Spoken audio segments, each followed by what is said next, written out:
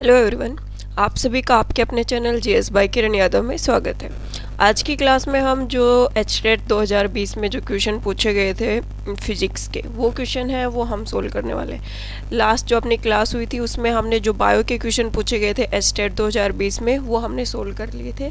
जिन्होंने वो वीडियो नहीं देखी है उसका लिंक डिस्क्रिप्शन में मैं प्रोवाइड कर दूँगी, वहाँ से आप वीडियो देख सकते हो। आज हमें फिजिक्स के एमसीक्यू है वो देखना है कि कौन कौन से एमसीक्यू है, कौन कौन से न्यूमेरिकल्स है जो पूछे गए थे 2020 वाला जो पेपर हुआ था उसमें। तो फर्स्ट क्वेश्चन अपने पास, electromagnetic wave are transverse in nature is evident by. जो इलेक्ट्रोमैग्नेटिक वेव होती हैं वो ट्रांसवर्स इन नेचर है, ये किसके द्वारा एविडेंट किया गया था? तो जो पोलराइजेशन की प्रोसेस होती है उसमें ये चीज़ एविडेंट की गई थी। जो पोलराइजेशन है ये क्या किसके बारे में बताता है कि जो कोई भी वेव लाइट पड़ रही है उसका वेव नेचर कैसा है, उस चीज़ के बारे में कौन बताता है? पोलराइजेशन है वो बताता है। और ये सिर्फ किस प्रकार की ट्रांसवर्स वेव होती है उन्हीं के ऊपर अप्लाई होता है। जो इलेक्ट्रोमैग्नेटिक वेव हम दो टाइप की पढ़ते हैं, ट्रांसवर्स और लॉन्गिट्यूडिनल, तो ये सिर्फ ट्रांसवर्स वेव होती है, उनके बारे में ये फिनोमिना है वो एक्सप्लेन करता है। इनके वेव नेचर के बारे में ये बताता है। लॉन्गिट्यूडिनल जो वेव होती है इलेक्ट्रोमैग्नेटिक वेव, उनके बारे में पोलराइजेशन है वो एक्सप्लेन नहीं करता है। तो electromagnetic wave are transverse in nature is evident by polarisation, second option है वो अपना यहाँ पे राइट आंसर हो जाएगा। नेक्स्ट क्वेश्चन अपने पास, the horizontal range of a projectile is 4√3 times of its maximum height. What will be the value of its projection angle? हमें projection angle बताना है और जो हॉरिजेंटल रेंज है प्रोजेक्टाइल की वो हमें बता रखी है कि इतने टाइम्स उसकी हाइट है वो इतने टाइम्स है, ये चीज़ हमें बता रखी है। हमें निकालना क्या है? प्रोजेक्शन एंगल निकालना है। तो देखो अपने पास गिवन क्या है, हॉरिजेंटल रेंज है वो गिवन है। जो अपन को फॉर्मूला अप्लाई करना है वो क्या करना है? U square sine square theta upon g. इसके अंदर हम पुट करेंगे यू स्क्वायर अपने पास कितना 4√3 दे रखा है, इसमें फॉर्मूला में पुट करेंगे। जब रूट हटाएंगे तो 2u square sine theta cos theta upon g. इसमें से क्या हो जाएगा? जब दोबारा से रूट अप्लाई किया जाता है 4√3, इसके अंदर जो अप्लाई करेंगे 4√3 u square sine square theta upon 2g। Overall अपने पास क्या आ जाएगा कि cos theta sine theta cos theta upon sine theta equals to √3। जब इसको सोल्व आउट करते हैं तो कोस अपॉन साइन क्या होता है? कोट थीटा होता है, और कोट थीटा इक्वल्स टू √3। तो थीटा अगर हम बात करें थीटा निकालना है तो √3 कोट की वैल्यू कितनी आ जाएगी? अपने पास जो एंगल बनेगा वो कितना बनेगा? 30 डिग्री का। सीधा सा है, अपने पास रेंज दे रखी है, उसको फॉर्मूला में पुट करना है, उसको सोल्व करना है। साइन अपॉन कोस क्या बन जाता है? कोट थीटा बन जाता है। √3 कोट की वैल्यू अपने पास क्या आएगी? 30। ठीक है, तो अपना जो थर्ड ऑप्शन है वो यहाँ पे राइट आंसर हो जाएगा कि जो प्रोजेक्शन एंगल बनेगा वो कितना 30 डिग्री का एंगल है वो यहाँ पर अपने पास बन जाएगा। नेक्स्ट क्वेश्चन है, the acceleration of a particle performing simple harmonic motion is 12 centimeter per square at a distance of 3 centimeter from the equilibrium position. Its time period will be। जो सिंपल हार्मोनिक एसएचएम है उसके अंदर हमें क्या क्या चीज़ें दे रखी है? हमें डिस्टेंस दे रखी है और जो सिंपल हार्मोनिक मोशन है वो दे रखा है, यहाँ पे ओमेगा दे रखा है और डिस्टेंस दे रखी है। निकालना क्या है? टाइम पीरियड निकालना है। तो डिस्टेंस को हमने एक्स से मेजर कर लिया, यहाँ पे एक्स से डिनोट कर लिया 3 सेंटीमीटर, और ओमेगा जो सिंपल हार्मोनिक मोशन है वो ओमेगा से हम डिनोट करते हैं, तो वो कितना होगा? 12 सेंटीमीटर पर सेकंड स्क्वायर यहाँ पर हो गया। एसएचएम में क्या किया जाता है कि जो एक्सीलरेटेड पार्टिकल है वो एक एक्सट्रीम पॉइंट पे क्या रहेगा? मैक्सिमम रहता है। जो एसएचएम है उसके अंदर जो एक्सीलरेशन है किसी भी पार्टिकल का वो एक्सट्रीम पॉइंट के ऊपर क्या रहता है? मैक्सिमम रहता है। तो उसके अकॉर्डिंग हम चलते हैं। Maximum acceleration equals to omega square into X, omega square into X, और क्या लिखा जा सकता है? Omega square into A. इस चीज़ को हम इस तरह से लिख सकते हैं। तो अब omega square equals to acceleration upon distance होती है। ओमेगा जो अपने पास सिंपल हार्मोनिक मोशन है उसको हम क्या लिख सकते हैं? Harmonic motion equals to acceleration upon distance हम लिख सकते हैं। तो अपने पास क्या दे रखा है? एक्सीलरेशन 12 सेंटीमीटर और डिस्टेंस वो कितनी है? 3 सेंटीमीटर। तो जब इसको सोल्व करेंगे तो कितना आ जाएगा? 4 सेकेंड इनवर्स स्क्वायर। ठीक है, निकालना क्या है, टाइम निकालना है। टाइम के लिए कौन सा फॉर्मूला अप्लाई करेंगे, 2 पाई अपॉन ओमेगा। तो 2 पाई अपॉन 2, जो ओमेगा है वो कितना 2 आएगा, तो 2 से 2 कैंसिल, इक्वल्स बचा टी इक्वल्स टू पाई। पाई की वैल्यू कितनी होती है 3.14 सेकेंड, जो पाई की वैल्यू होती है 3.14 सेकेंड लिखते हैं। तो यहाँ पर अपने पास जो टाइम पीरियड आ गया वो कितना आ गया 3.14। सीधा सा पहले एक्सीलरेशन निकलवाया, ओमेगा मैक्सिमम एक्सीलरेशन निकलवाया, उसके बाद टाइम पीरियड है वो निकलवाया। तो अपने पास इस जो सेकंड ऑप्शन है वो यहाँ पे राइट आंसर हो जाएगा। नेक्स्ट क्वेश्चन है, a source of sound of frequency 600 hertz is place inside the water. कोई भी एक सोर्स है, उसको वाटर में रखा, उसकी साउंड फ्रीक्वेंसी कितनी है 600 हर्ट्ज है। The speed of sound in water is 1500 metre per second and in air 300 metre per second. उस सोर्स की जो स्पीड है, साउंड स्पीड है, वो 1500 मीटर पर सेकेंड है, किसमें वाटर में, और एयर में कितनी है 300 metre per second. The frequency of sound recorded by an observer in the air. Frequency है वो एयर में क्या रहेगी। तो कोई भी सोर्स हो अपने पास, फ्रीक्वेंसी के ऊपर कभी भी इफेक्ट नहीं पड़ता। जो सोर्स की साउंड फ्रीक्वेंसी है वो चाहे वाटर में रख दो या फिर एयर में रख दो, मतलब मीडियम टू मीडियम, हम मीडियम चेंज करते जा रहे, तो उसकी वजह से जो फ्रीक्वेंसी है साउंड की, उसके ऊपर कोई भी इफेक्ट नहीं पड़ता। चाहे हम उसको एयर में रख रहे, चाहे हम उसको वाटर में रख रहे, उसका मीडियम हम चेंज करेंगे तो साउंड ऑफ फ्रीक्वेंसी है वो हमेशा क्या रहती है, सेम रहती है। जो फ्रीक्वेंसी रहेगी वो किसी भी मीडियम में रखो हम सोर्स को, वो सेम रहेगी। तो यहाँ पर वाटर में कितनी थी 600 हर्ट्ज थी, तो एयर के अंदर भी ये कितनी रहेगी 600 हर्ट्ज, क्योंकि जब हम मीडियम चेंज करते हैं किसी भी सोर्स का तो वो सेम फ्रीक्वेंसी के साथ ही काम वहाँ पे करेगा, उसकी साउंड ऑफ फ्रीक्वेंसी रहेगी वो सेम रहेगी। तो यहाँ पर अपना जो थर्ड ऑप्शन है वो यहाँ पर राइट आंसर हो जाएगा। नेक्स्ट क्वेश्चन है, the time period of a simple pendulum on a planet is 5 second. जो टाइम पीरियड है सिंपल पेंडुलम का एक प्लेनेट पे वो कितना है 5 सेकेंड। इफेक्टिव लेंथ कितनी दे रखी है 5 metre, time 5 second, length 5 metre. How long should be it made to make 20 oscillation in 30 second. देखो कितना दे रखा है टाइम पीरियड 5 सेकेंड दे रखा है और 5 मीटर उसकी इफेक्टिव लेंथ दे रखी है। वो बोल रहा है कि कितने टाइम में 30 सेकेंड के अंदर कितने 20 ऑसिलेशन है वो कितनी मीटर की हाइट है उसको कवर कर लेंगे। तो देखते हैं इसका सॉल्यूशन। यहाँ पर जो फॉर्मूला अप्लाइड होगा वो क्या होगा, T equals to 2 pi L upon G। Given time period अपने पास कितना है 5 सेकेंड, 5 सेकेंड टाइम पीरियड हमें दे रखा है और गिवन लेंथ कितनी है 5 मीटर।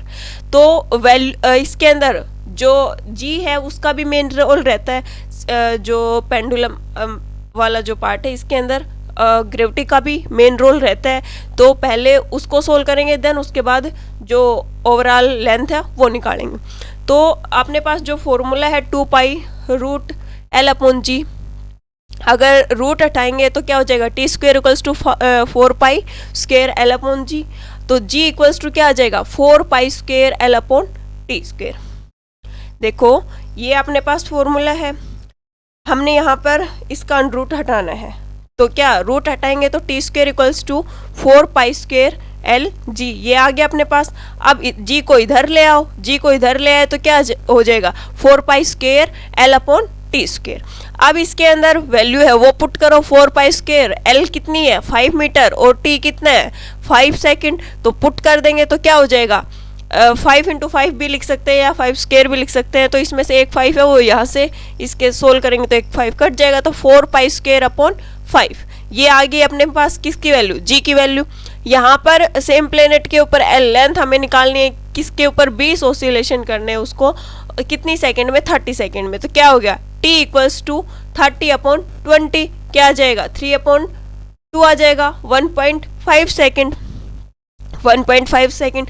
अरे टाइम पीरियड आ गया 20 ऑसिलेशन 30 सेकेंड में, एक ऑसिलेशन कितने में जाएगा 1.5 सेकेंड में। 20 ऑसिलेशन वो कर रहा है कितने में 30 सेकेंड में, एक ऑसिलेशन कितने में कंप्लीट करेगा 1.5 सेकेंड में। पुट कर दो फॉर्मूला में, वही T square equals to 4 pi square L upon G, L निकालनी है तो ये वाला फॉर्मूला इसके अंदर अप्लाई करेंगे। टी स्क्वायर लेंथ निकालेंगे तो टी स्क्वायर कितना है अपना 1.5, एक ऑसिलेशन का कितना 1.5, तो 1.5 का स्क्वायर 4 पाई स्क्वायर से 4 पाई स्क्वायर यहाँ पे अपने कैंसिल हो जाएगा, तो 1.5 स्क्वायर अपॉन 5 सोल्व करेंगे तो कितना आ जाएगा 0.45 मीटर। सिंपल सा है, पहले जी की वैल्यू निकालनी है, जी की वैल्यू निकालने के बाद हमें निकालना है कि 20 ऑसिलेशन 30 सेकेंड में पूरा कर रहा है तो एक ऑसिलेशन कितने में पूरा करेगा 1.5 में, उसको फॉर्मूला में पुट करेंगे, लेंथ है वो अपने पास आ जाएगी, कितना आएगा 0.45 मीटर। तो अपना जो थर्ड ऑप्शन है वो यहाँ पे राइट आंसर हो जाएगा कि कितनी लेंथ है उसको कवर कर रहा है 0.45 मीटर लेंथ है वो वहाँ पे कवर होती है। 20 ऑसिलेशन 30 सेकेंड में हो रहे तो लेंथ 0.45 मीटर। नेक्स्ट क्वेश्चन है the resistivity of a conductor wire depend, जो रजिस्टिविटी होती है किसी भी कंडक्टर वायर की वो किसके ऊपर डिपेंड करेगी। लेंथ ऑफ कंडक्टर वायर क्या लेंथ के ऊपर डिपेंड करेगी, cross section area of conductor wire cross section area उसके ऊपर डिपेंड करेगी, nature of material of conductor wire and temperature of conductor wire, क्या मटेरियल किस चीज़ का कंडक्टर बना हुआ है और उसके ऊपर कितना टेम्परेचर अप्लाई हो रहा है उसके ऊपर डिपेंड करेगी, या फिर सिर्फ जो टेम्परेचर ओनली टेम्परेचर के ऊपर डिपेंड करेगी। तो कोई भी कंडक्टर है उसकी रजिस्टिविटी किसके ऊपर डिपेंड करती है, वो जो कंडक्टर है वो किस मटेरियल का बना हुआ है और वहाँ पर कितना टेम्परेचर अप्लाई किया गया। ये दो चीज़ें ध्यान रखना, एक तो नेचर ऑफ किस चीज़ का नेचर ऑफ मटेरियल के ऊपर डिपेंड करता है, दूसरा टेम्परेचर के ऊपर डिपेंड करता है, ना लेंथ के ऊपर डिपेंड करेगा ना क्रॉस सेक्शन एरिया के ऊपर डिपेंड करेगा तो किस पे nature of material and conductor, जो कंडक्टर है हमारा वो किस मटेरियल से बना है, दूसरा टेम्परेचर के ऊपर। तो थर्ड ऑप्शन अपना ये यहाँ पे राइट आंसर हो जाएगा। नेक्स्ट क्वेश्चन है the focal length of magnification of a plane mirror, plane mirror की फोकल लेंथ और मैग्निफिकेशन बताना है हमें। तो प्लेन मिरर के लिए क्या होता है, फोकल लेंथ इन्फिनिटी होती है और मैग्निफिकेशन कितना होता है +1 होता है। ये कुछ पॉइंट्स दे रखे हैं इधर प्लेन मिरर के बारे में कि प्लेन मिरर है वो कैसी इमेज बनाएगा, वर्चुअल और इरेक्ट। जो प्लेन मिरर है उसकी इमेज कैसी होती है, वर्चुअल और इरेक्ट होती है। Distance of image behind the mirror, जो इमेज है वो कहाँ पर बन रही है मिरर के पीछे, और दोनों के डिस्टेंस ऑब्जेक्ट की डिस्टेंस कितनी है मिरर से आगे की तरफ और पीछे की तरफ इमेज बन रही है उसकी डिस्टेंस कितनी है, तो दोनों इक्वल होती है, इमेज की डिस्टेंस मिरर से और ऑब्जेक्ट की डिस्टेंस मिरर से। दो साइज है इमेज का वो सेम रहेगा, किसके जो ऑब्जेक्ट का साइज है उसके इक्वल रहेगा। जो इमेज है वो इन्वर्टेड रहेगी ये बता दिया है, और किधर टुवर्ड्स द ऑब्जेक्ट किधर मूव करेगा, towards the mirror at a certain rate, image will move towards the mirror at the same rate. ये कुछ पॉइंट्स दे रखे हैं प्लेन मिरर के। तो प्लेन मिरर है इसके बारे में देख लेना। इसके अलावा कॉन्वेक्स कॉनकेव कहाँ पर किस प्रकार से जो इमेज फॉर्मेशन होती है किस टाइप की इमेज बनेगी, उनकी फोकल लेंथ, उनकी मैग्निफिकेशन पावर, ऑब्जेक्ट को कहाँ पर रख रहे हैं, फोकस पे रख रहे हैं या फिर सेंटर ऑफ कर्वेचर पे रख रहे हैं, तो कहाँ इमेज बन रही है, वो सारी चीज़ें एक बार वो सारे के सारे पॉइंट्स हैं वो आप कवर कर लेना। ये प्लेन मिरर के बारे में मैंने बता दिया। तो ऑप्शन नंबर 2 है वो यहाँ पर अपना राइट आंसर हो जाएगा। नेक्स्ट क्वेश्चन है how far below the earth level will the value of gravitational acceleration be half of the gravitational acceleration on the earth surface। Earth surface के ऊपर जो ग्रेविटेशनल एक्सीलरेशन है वो जब कब हाफ हो जाएगा, जब हम उसके अर्थ लेवल से दूर जा रहे हैं। तो उस पर रेडियस हमें कितनी लेनी है 400 किलोमीटर, यहाँ पे अपने को रेडियस लेके चलना है। तो जब हम डेप्थ निकालते हैं अर्थ की जो डेप्थ है उसके अंदर जाके एक्सीलरेशन निकाल रहे हैं, ग्रेविटेशनल एक्सीलरेशन निकाल रहे हैं, तो उसके लिए फॉर्मूला क्या अप्लाई करेंगे, z equals to g1 - d/r। ठीक है, तो यहाँ पर जो वैल्यू ऑफ d है वो जो वैल्यू ऑफ जी है, सॉरी, वैल्यू ऑफ जी है वो क्या होती है, डिक्रीज होती है जब हम बिलो द सरफेस अर्थ जाते हैं। ये लिफ्ट वाला केस भी पढ़ते हैं, उसमें भी पढ़ते हैं ये चीज़ कि लिफ्ट नीचे जा रही है, लिफ्ट ऊपर जा रही है, lift equal to earth surface है, उनमें क्या होता है, जी की वैल्यू बढ़ेगी या घटेगी। तो सेम चीज़ है, जब लिफ्ट अर्थ सरफेस से नीचे की तरफ जा रही है तो हमें पता होता है कि जी की वैल्यू डिक्रीज हो रही है, ऊपर की तरफ जा रही है तो इंक्रीज हो रही है। तो ये सेम फिनोमिना यहाँ पर भी अप्लाई होगा। तो हमें पता है कि भाई अर्थ सरफेस है उसके हम बिलो जा रहे हैं, नीचे की तरफ जा रहे हैं, तो जी की वैल्यू है वो ओबियसली डिक्रीज होगी। तो अपने पास क्या है जी, यहाँ पर सीधा सीधा क्या बोल रहा है, half of the gravitation, half of the gravitation. तो जी डैश इक्वल्स टू क्या हो जाएगा, जी अपॉन 2 पुट करेंगे यहाँ पर, g dash equals to g upon 2 equals to g 1 minus d upon r. Value put कर दी यहाँ पर तो क्या आ जाएगा, 1 upon 2 d upon r, d equals to r upon 2, d निकालेंगे तो क्या हो जाएगा, आर अपॉन 2। आर कितनी दे रखी है, 6400 किलोमीटर, रेडियस वो कितनी है, 6400 किलोमीटर, तो क्या आ जाएगा 3200 किलोमीटर। 3200 किलोमीटर पे हम 3200 किलोमीटर तक हम चले गए, कहाँ पर, डेप्थ में, अर्थ की जो सरफेस से डेप्थ की साइड नीचे की तरफ जा रहे हैं, तो वहाँ पर 3200 किलोमीटर पर तक चले जाते हैं, तो क्या हो जाएगा, ग्रेविटेशनल एक्सलेरेशन है वो क्या हो जाएगा, हाफ हो जाएगा। तो सेकंड ऑप्शन है वो अपना यहाँ पे राइट आंसर हो जाएगा। नेक्स्ट क्वेश्चन है, a convex lens of a focal length 8 centimetre is kept, the convex lens of a focal length 8 centimeter is kept in the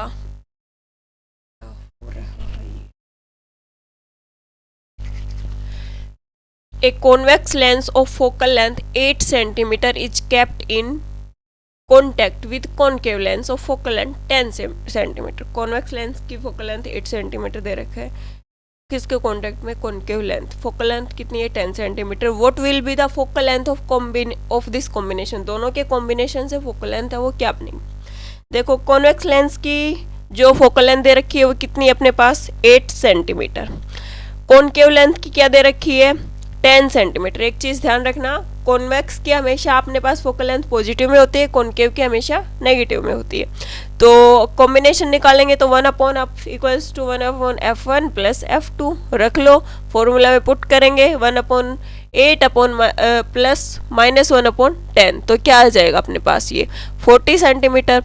concave की फोकल लेंथ हमेशा नेगेटिव में रखनी है, कॉन्वेक्स की हमेशा पॉजिटिव में रखनी है, तो कॉम्बिनेशन है वो ऑल ओवर क्या आ जाएगा अपने पास 40 सेंटीमीटर प्लस 40 सेंटीमीटर, ठीक है। फोर्थ ऑप्शन है वो अपना यहाँ पे राइट आंसर हो जाएगा। नेक्स्ट क्वेश्चन है, when light is incident in metallic surface the maximum kinetic energy is emitted photo electron depends upon. कोई भी लाइट इंसिडेंट कर रही है किसी मेटेलिक सरफेस पे तो उसकी काइनेटिक एनर्जी मैक्सिमम रहेगी और उससे कुछ फोटो इलेक्ट्रॉन्स है वो एमिट होते हैं। तो ये फोटो इलेक्ट्रॉन्स का एमिशन किस चीज़ के ऊपर डिपेंड करेगा वो हमें यहाँ पर बताना है। वेलोसिटी ऑफ इंसिडेंट लाइट पे डिपेंड करेगा, या इंटेंसिटी ऑफ इंसिडेंट लाइट पे डिपेंड करेगा, या फ्रीक्वेंसी ऑफ इंसिडेंट लाइट पे डिपेंड करेगा, या time interval for which light is incident on matter, time interval पर करेगा या फ्रीक्वेंसी, इंटेंसिटी या वेलोसिटी। तो जो फ्रीक्वेंसी होती है, फ्रीक्वेंसी ऑफ इंसिडेंट लाइट होती है, उसके ऊपर डिपेंड करेगा कि कितनी फ्रीक्वेंसी की लाइट है वो हम एक मेटेलिक सरफेस पे आके इंसिडेंट कर रही है, फ्रीक्वेंसी है उसके ऊपर डिपेंड करता है। तो थर्ड ऑप्शन अपना यहाँ पे राइट आंसर हो जाएगा कि मेटेलिक सरफेस पे किस फ्रीक्वेंसी की लाइट इंसिडेंट की गई है। थर्ड ऑप्शन अपना यहाँ पे राइट आंसर हो जाएगा। नेक्स्ट क्वेश्चन है, Lenz law is a consequence of the law of conservation of Lenz law किसको बताता है, conservation of energy. Fourth option है वो अपना यहाँ पे राइट आंसर हो जाएगा। क्या बताता है लेंस ला, कि भाई जो चेंज इन मैग्नेटिक फ्लक्स है वो क्या कोज करता है, चेंज इन एनर्जी,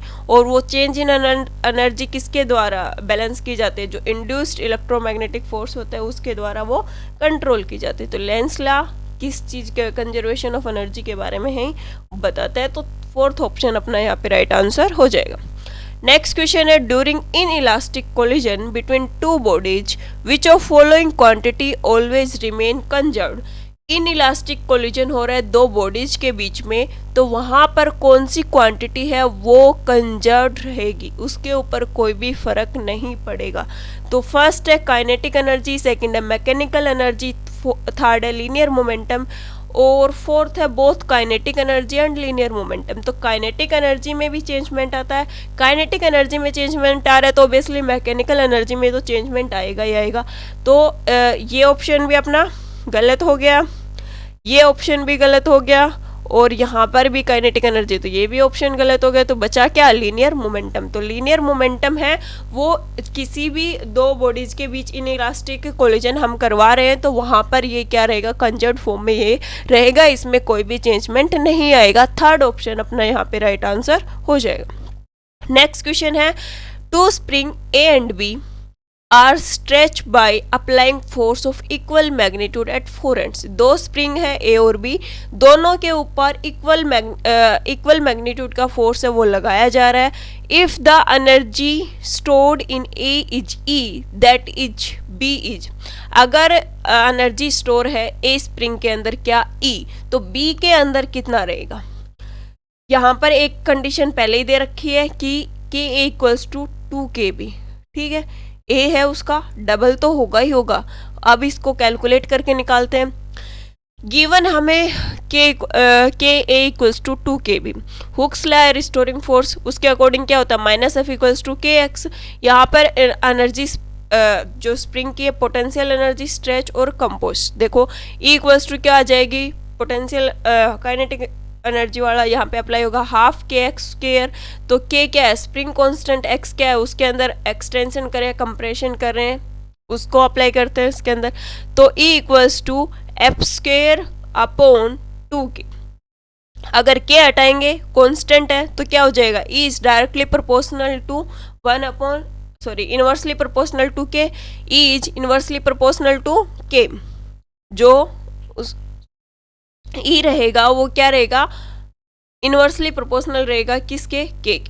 अब अपने पास गिवन क्या है, के A equals to 2kb, put कर दो इसके अंदर, E A upon E B equals to k k B upon के ए।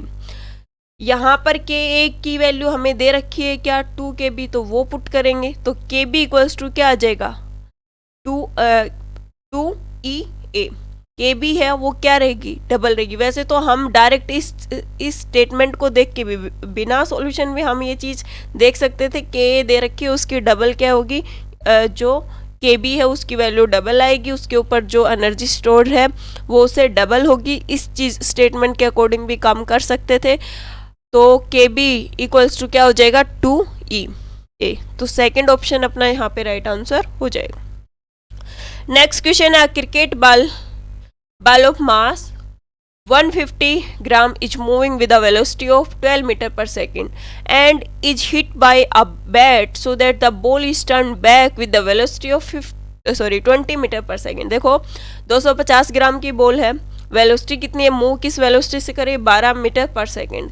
वो जब बैट से टकराती है वापस से जाएगी उस टाइम उसकी वेलोसिटी कितनी होती है, 20 metre per second. If the duration of contact between the ball and bat is 0.01 second, the impulse of force is, अगर बैट बॉल से टच कर रहा है उस टाइम पे जो टाइमिंग पीरियड है, ड्यूरेशन है वो कितना है, 0.01 सेकेंड। तो इम्पल्स ऑफ फोर्स हमें यहाँ पे निकालना है। तो हमें मास दे रखा है, ग्राम में दे रखा है, किलोग्राम में कन्वर्ट कर लेंगे क्या हो जाएगा, 0.15 किलोग्राम हो जाएगा। इनिशियल वेलोसिटी अपने पास क्या दे रखी है, 12 मीटर पर सेकेंड, और फाइनल वेलोसिटी क्या दे रखी है, 20 metre per second. Time interval दे रखा 0.01 सेकेंड। इनिशियल मोमेंटम इक्वल्स टू क्या होगा, initial velocity mass of ball into initial velocity. आ गया अपने पास -1.8 gram metre per second. Final momentum निकालेंगे तो 0.15 इंटू 20, मतलब final mass of ball into final velocity क्या आ जाएगा, 3 kilogram metre per second. Impulse निकालते हैं तो क्या होता है, force into t equals to change in momentum.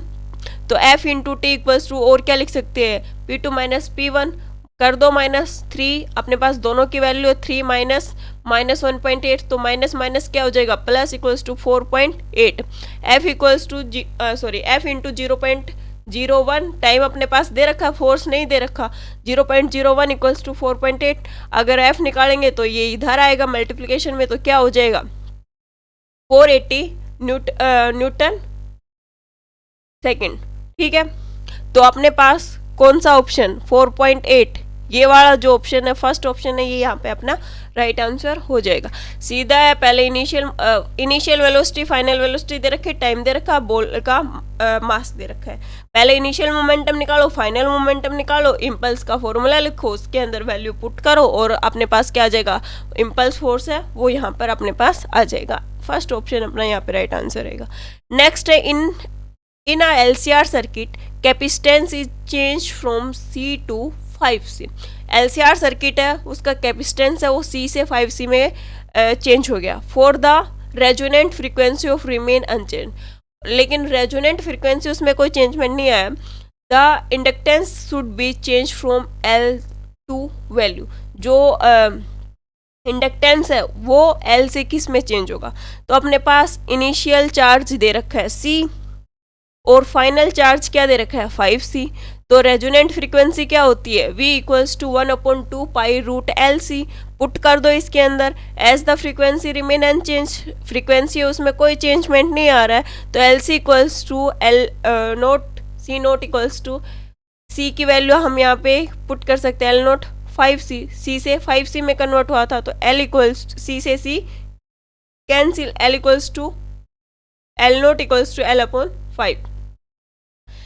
Initial और फाइनल चार्ज दे रखा है, फ्रीक्वेंसी में कोई चेंजमेंट नहीं है, सीधा सा अपने को निकालना क्या है LC और L नोट C, मतलब जो है उसके अंदर क्या चेंजमेंट होगा वो चीज़ निकालनी है। तो हमें L का चेंजमेंट निकालना है, C का तो हमें ऑलरेडी दे रखा है, जो कैपेसिटेंस में चेंज होगा वो ऑलरेडी दे रखा है, वैल्यू पुट करेंगे तो क्या आ जाएगा L/5। तो सेकेंड ऑप्शन है वो अपना यहाँ पे राइट आंसर हो जाएगा। नॉर्मली हम डायरेक्ट भी निकाल सकते थे, C को हमने 5C में कन्वर्ट किया, तो L का भी क्या कर सकते हैं L/5। अब थोड़ा सा अगर लेके चले तो उस हिसाब से हम निकाल सकते हैं, वरना फॉर्मूला उसमें तो अप्लाई करके कर ही सकते हैं। नेक्स्ट क्वेश्चन है point charge Q is rotating along a circle in a electric field generated by another point charge Q।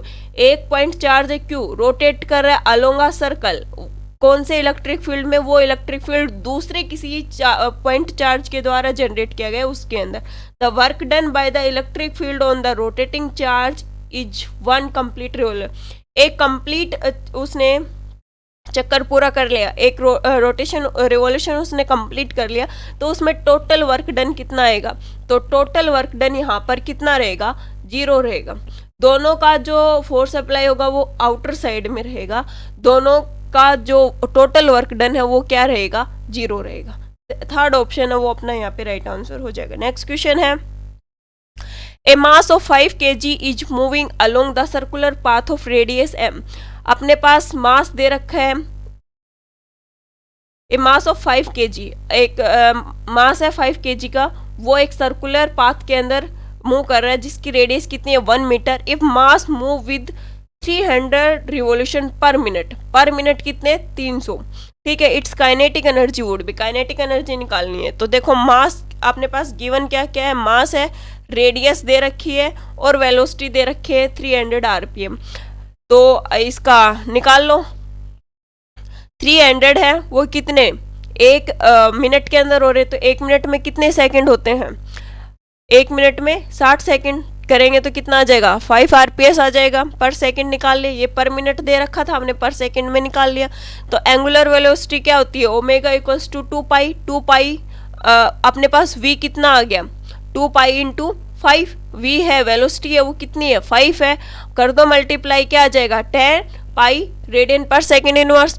तो v इक्वल्स टू क्या होता है ओमेगा इंटू r की वैल्यू अपने पास है कितनी 1, पुट कर दो 10 पाई इंटू 1, तो v क्या आएगा 10 pi metre second inverse. Kinetic energy क्या होती है हाफ एम वी स्क्वेयर, और क्या लिख सकते हैं वी स्क्वेयर को क्या लिख सकते हैं ओमेगा स्क्वेयर आर स्क्वेयर। सब की वैल्यू है अपने पास, m की वैल्यू भी है कितनी 5 kg, ओमेगा की वैल्यू है 10 पाई और आर तो 1 है, तो 1 का स्क्वायर 1 ही रहेगा, उसको लिखने की जरूरत नहीं है। ओवरऑल जब इसको सोल्व करेंगे तो कितना आ जाएगा 250 pi square joule, 250 pi square joule. ये कंप्लीट अपने पास इसका जो काइनेटिक एनर्जी है वो आ जाएगी। सीधा मास दे रखा है, रेडियस दे रखी है, वेलोसिटी दे रखी है। वेलोसिटी जो है आरपीएम पर मिनट दे रखी है, उसको पर सेकंड निकाल लो। उसके बाद एंगुलर स्पीड निकालो, एंगुलर स्पीड निकालने के बाद अपने को काइनेटिक एनर्जी है वो निकालनी है। तो थर्ड ऑप्शन अपना यहाँ पे राइट आंसर हो जाएगा। नेक्स्ट क्वेश्चन है, if the radius of earth become 3 times then what would be the change in density so the value of G does not change. Velocity है, सॉरी रेडियस है, वो क्या 3 times बढ़ जाती है तो क्या चेंजमेंट आएगा, जी के अंदर क्या चेंजमेंट आएगा, डेंसिटी के अंदर क्या चेंजमेंट आएगा देखना है। Acceleration due to gravity, g क्या रहेगा, g equals to G M upon r square पढ़ते हैं ये। यहाँ पर m को क्या लिख सकते हैं, p इंटू वी, और p इंटू वी को सॉरी v को हम क्या लिख सकते हैं 4 पाई r क्यूब लिख सकते हैं। सोल्व करेंगे तो क्या हो जाएगा 4/3 pi capital G into rho into R square. यहाँ पर सीधा सीधा बोल रहे हैं कि अगर रेडियस r है वो 3 से इंक्रीज हो रही है तो जो रो होगी वो क्या होगा, डिक्रीज होगा, 1 डिक्रीज रहेगा, तो डेंसिटी है वो क्या बन जाएगी, 1/3 है वो हो जाएगी। तो यहाँ पर देखो 1/3 डेंसिटी बिकम 1/3, सेकेंड ऑप्शन है वो यहाँ पे राइट आंसर। अगर 3 times रेडियस इंक्रीज हो रही है तो डेंसिटी है वो क्या रहेगी, 1/3 रहेगी, सेकेंड ऑप्शन है वो अपना यहाँ पे राइट आंसर रहेगा। नेक्स्ट क्वेश्चन है, the value of carbon resistance is 54 into 10⁻³ ohm, the percentage tolerance is 5%, what will be the colour code. ये पूरे एक टेबल प्रोवाइड कर रखी है कि कितने परसेंट पे कितना कलर कोड, कौन सा कलर कोड आएगा। तो यहाँ पर अगर 5% दे रखा है तो green, yellow, orange, golden band ये अराइज होगा। ये देखो आगे ये टेबल है, इसको देख लेना। अगर ब्लैक है तो फर्स्ट बैंड 0, सेकेंड बैंड 0, मल्टीप्लरी इसका कितना 0, और टॉलरेंस पावर कितनी रहेगी 20%। ब्राउन के लिए +1% होती है, रेड के लिए 2% होती है, ऑरेंज के लिए 3% है, और येलो के लिए 100% या फिर -0%, और ग्रीन के लिए 0.5%, ब्लू के लिए 0.25%, वॉयलेट के लिए 0.1%, ग्रे के लिए 0.05%, वाइट के लिए +10%, गोल्ड के लिए 5% और सिल्वर के लिए +10%। तो ये टेबल देख लेना, आपको वैसे सोल्व करके देखोगे तो उसमें थोड़ा टाइम लगेगा। तो सीधा अगर टॉलरेंस पावर हमें पता है तो उसके हिसाब से हम जो बैंड है वो बता सकते हैं कि कौन कौन से बैंड यहाँ पे अराइज होंगे। नेक्स्ट क्वेश्चन है, a magnetic road when placed in strong magnetic field aligning itself at right angle to the magnetic field, the nature of material। मतलब स्ट्रॉन्ग एक मेटेलिक रोड है, उसको हमने स्ट्रॉन्ग मैग्नेटिक फील्ड में रख दिया, वो अलाइन करे अपने खुद ब खुद राइट एंगल मैग्नेटिक फील्ड से राइट साइड में वो जा रही है। तो किस टाइप का, डायमैग्नेटिक है, पैरामैग्नेटिक है या फेरामैग्नेटिक, तो किस टाइप की डायमैग्नेटिक रहेगी। क्या क्या होता है डायमैग्नेटिक, कौन से होंगे, जो फेबल मैग्नेटिज्म है वो शो करता है, अपोजिट डायरेक्शन में जाएगी किसके, मैग्नेटिक फील्ड के। और पैरामैग्नेटिक सब्सटेंस कौन से होते हैं, जो मैग्नेटिक फील्ड है उसी की डायरेक्शन में मूव करेंगे। और फेरोमैग्नेटिक है जो कि स्ट्रॉन्ग मैग्नेटाइजेशन है वो उसको शो करते हैं। ये देख लेना पूरा का पूरा यहाँ पे डिटेल्स है वो दे रखी है। तो ये आपने कुछ जो 2020 में फिजिक्स के क्वेश्चन पूछे गए थे वो हमने यहाँ पर सोल्व कर लिए हैं। नेक्स्ट क्लास होगी उसमें हम केमिस्ट्री के क्वेश्चन है वो सोल्व करेंगे। बायो के हम ऑलरेडी पहले कर चुके हैं, जिन्होंने बायो वाले क्वेश्चंस नहीं देखे हैं वो डिस्क्रिप्शन में जाएं, लिंक आपको मिल जाएगा वहाँ से, और वहाँ से जाके आप वीडियो देख सकते हो। और 2021 वाला पेपर वो भी हम कंप्लीट सोल्व कर चुके हैं, तो वो भी आप जाओगे बेल आइकन सॉरी जो आइकॉन होता है उसके ऊपर प्रेस करोगे तो वहाँ पे आपको पूरी लिस्ट मिल जाएगी। वैसे प्लेलिस्ट भी है एचटेट प्रीवियस ईयर करके, वहाँ पे जाके भी आप देखोगे तो वहाँ पर आपको एचटेट 2021 वाला पेपर है वो भी मिल जाएगा। साइंस है वो कंप्लीट उसमें सोल्व करवा रखी है। अगर आपको आज की वीडियो में कुछ समझ में आया है कुछ इन्फॉर्मेटिव लगे तो प्लीज़ लाइक कर देना, शेयर कर देना, और जो चैनल पे न्यू है चैनल को सब्सक्राइब कर लीजिए ताकि आगे जो भी वीडियो अपलोड हो उसका नोटिफिकेशन आपको मिलता रहे। Thank you so much, have a nice day.